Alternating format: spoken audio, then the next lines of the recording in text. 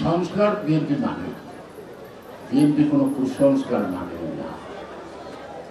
সুতরাং সংস্কারের নামে কোনো কুসংস্কারের মধ্য দিয়ে জনগণের অধিকার যদি ভুলণ্ঠিত হয়, জনগণ যদি প্রতারিত হয়, সেক্ষেত্রে বিএনপির কোনো নেতা কর্মী ঘরে বসে থাকবে না, ছাড়বে। অনেকে অনেকভাবে পরিমাপ করেছেন।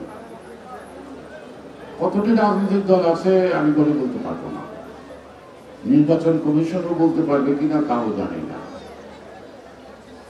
অর্থাৎ নিবন্ধিত অনিবন্ধিত। আমি জনগণের চোখে মুখের ভাষা যদি বুঝে থাকি, আমি চ্যালেঞ্জ করে বললাম বাংলাদেশের সকল রাজনৈতিক দল, আওয়ামী লীগ সহ যত রাজনৈতিক দল, আপনারা সবাই মিলে ৩০০ আসনের ৩০০টি প্রার্থী দেন। বিএনপি এককভাবে ৩০০ প্রার্থী দিবে।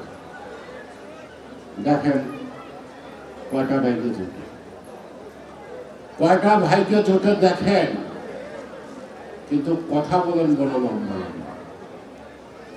বিএনপি কিছুই করে নাই, বিএনপির কোনো সামর্থ্যই নাই। কেউ বলে একজনের তারা আরেকজনকে আনুন না, তাহলে কি দেশটা বুঝব? দেশকে সরকার রাখবো না? আমরা তো ১৭ বছর নির্বাচন, সুষ্ঠু অবাধ নির্বাচন জন্য লড়াই করছি। সুতরাং আমরা খালি নির্বাচন চাই, কথাটা নতুন করে আসবে কেন? ১৭টা বছরে তো রক্ত ঝরছে, গান গেছে, প্রাণ গেছে, গুম হয়েছে।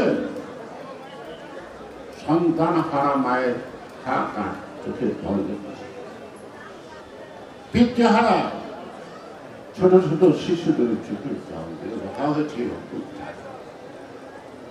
যাদের অবদান আছে তাদেরকে তো আগাগোড়া সম্মান করতে চায়।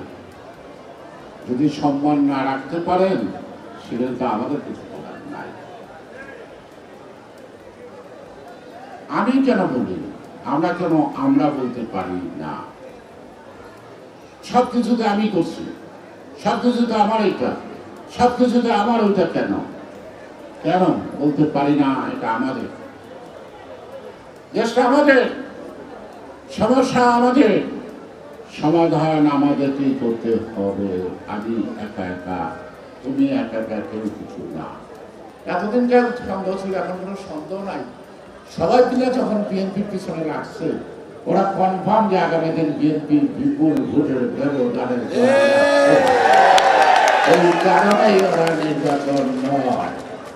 নাকি স্বাধীন মোবারক নাই, নাকি কফি হাউসে আড্ডা মারা, নাকি বিয়ে সাদের দরকার নেই, এগুলো তো সব না। নির্বাচন করতে হবে।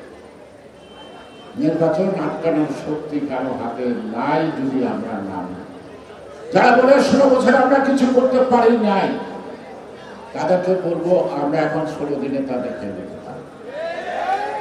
আমরা দেখাবো না।